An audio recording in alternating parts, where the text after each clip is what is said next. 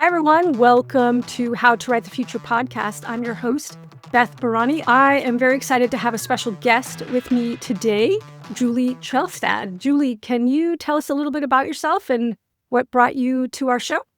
Yeah, I have been a book publishing person for my entire career, but I was an acquisitions editor buying architecture books for publishers like Reader's Digest and John Wiley & Sons and Sterling, which was part of Barnes& Noble before I went off and started a publishing company, and then Borders went under with my old publishing company. And since then, I've been working in the digital space with authors and publishing companies, helping authors self-publish, helping them build platforms, and also helping people like literary agents and digital publishers and their businesses. So, really helping people on the back end of their business. Exactly. So, I understand that you are also in the AI content licensing space. Yeah. Oh, very interesting. Can you tell us about that? I have not even dabbled into that. I mean, I've heard about it, but I don't know anything about it. It is brand new. It truly is. The whole concept between around AI licensing is that AI reads a heck of a lot of books. And what happened in the last couple of years, I'm sure you've heard a lot about Anthropic, Claude, OpenAI. They all built their models trained on novels. And fun fact, Anthropic was around, or actually OpenAI was around a long time before they actually launched it as a product. And it wasn't until they started feeding it fiction that it began to be able to talk to people and have this conversational style that really became essential to the products. But in order to do that, no publisher was going to say, sure, you can feed my books to a robot. So the developers ended up building these models based on big databases of pirated books. And in the United States, that is against the law. In Europe, it's really against the law because models aren't even allowed to train on any copyrighted content without author compensation, which is something we can talk about in a bit. So, licensing, and the long wind around that, is a way for AI companies and developers to compensate authors for the very, very valuable human created content that is used to train models or to do deep research or to be used in the chatbot applications that are being built by not just the big guys, but thousands of developers are building applications and are using content to enrich these applications, and authors need to be paid. So Amlet AI creates a tool that allows authors to make it known to developers that their work can be licensed and is available and that they expect to be compensated. Oh, so what do? I'm an author. I have 12 novels out, 5 nonfiction books. Do I just say, here, Amlet, put my books into your database, or do I have to pay You them? can. So Amlet AI was created by the same people who have StreetLib distribution. So one thing you can do as an independent author is put all of your books in StreetLib distribution, and that automatically gets you into the Amlet AI system. The individual registration is free, but StreetLib distribution has like a $300, $299 one-time setup fee, which is a lifetime license to use StreetLib. It also gives you global distribution. So that will get you into bookstores across Europe with your digital books. So there's a lot of benefit for being in that, and there's no per book cost.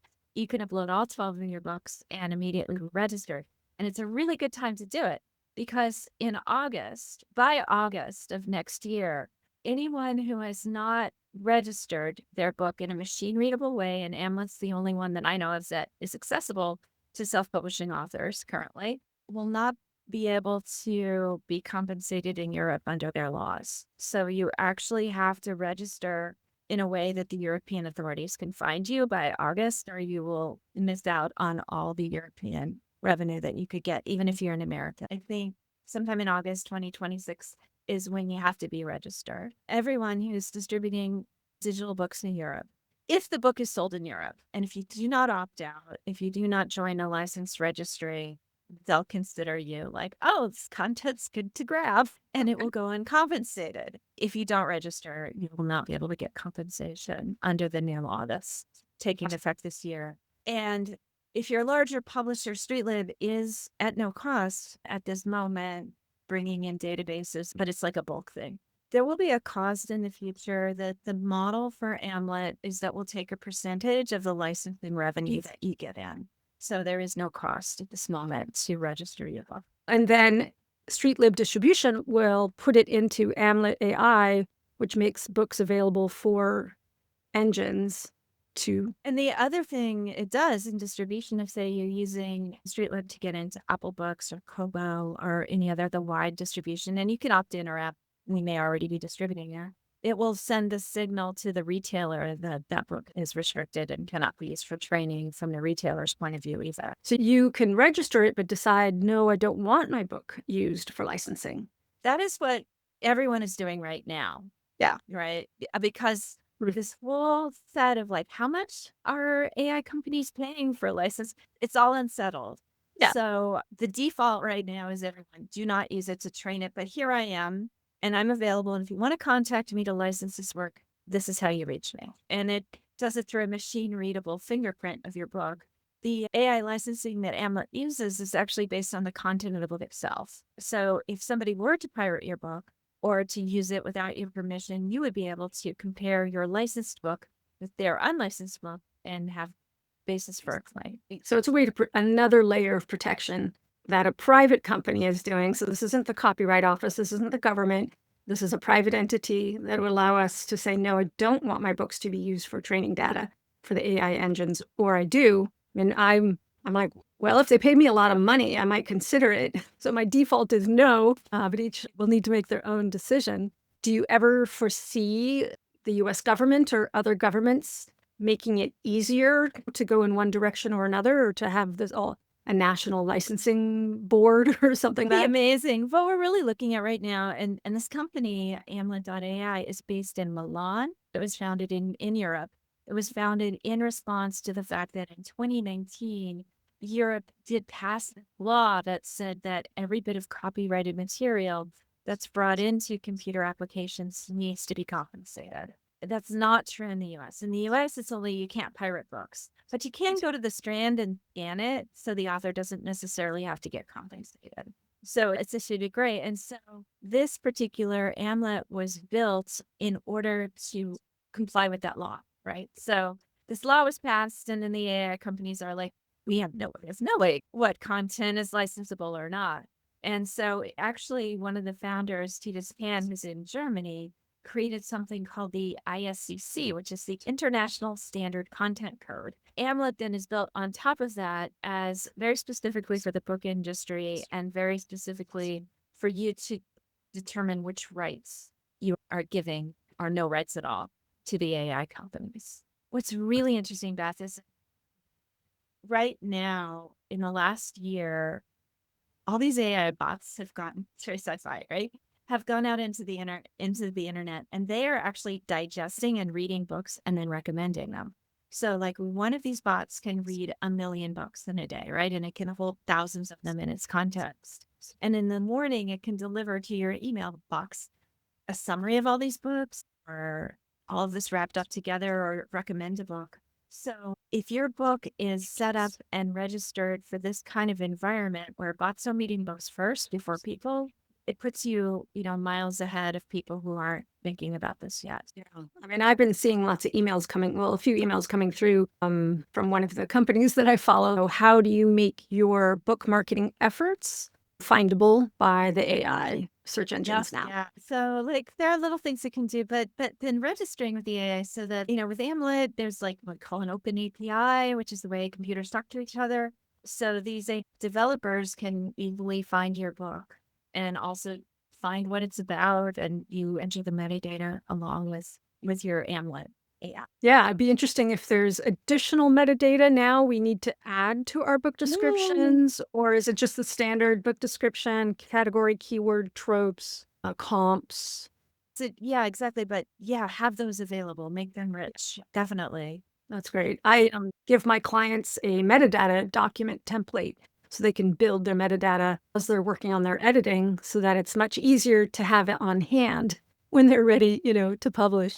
I love metadata. Yeah, like one thing we're working on in Amlet and StreetLib as well is to use AI to enrich the metadata, to find more comps, to review to make sure that the content in the book really matches what's on the book page. That's a real problem actually, and the booksellers have gotten a lot more sophisticated in using AI tools, right? And if they determine that what the content of your book doesn't match what you say it is, that can really work against you. Yeah, I mean, that is something that, I mean, I'm a big proponent for. The creative needs to create and then use the AI tools to adapt into other forms for marketing, messages of all kinds. But you, the creative, needs to sit down and be the one who does the creative work and work with other human beings to polish that thing up to a gem. Agreed. Yeah. Yeah, and I have a free tool on my website that's Which, based on this. It's called the Book Description Autopsy.